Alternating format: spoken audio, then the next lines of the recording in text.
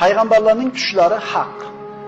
Rasululloh sollallohu alayhi vasallam mana shu azobi qabrda turgan, qabrdagi azobning ba'zi turlarini quyidagi hadisda siz bilan bizga bayon qiladi.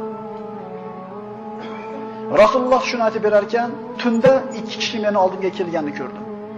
U ikkisi meni qo'limdan ushlab, keng bir yerga olib chiqdilar. Bir kishi o'tirgan edi, ikkinchi kishi uni yonida temirdan bo'lgan ilmoq bilan turar edi. O'tirgan kishi chalqamcha yotdi, ustida turgan kishi qo'lidagi temir bilan haligi kishini yonboshlatib turib, og'ziga temirni tiqdi, quloqni oldigacha tortib yirdi. So'ngra ikkinchi tomonga yonboshlatib turib, sog' tomoniga solib, uni ham yirdi.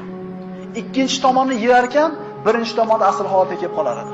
So'ngra yana bu tomonga boshlab, birinchi tomonni yirardi. Mana shu holat qiyomatgacha davom etadi Rasululloh. Men bu ikkisiga bu kim? Bu nima deb so'radim. Ular siz ko'rgan og'zi yirtilayotgan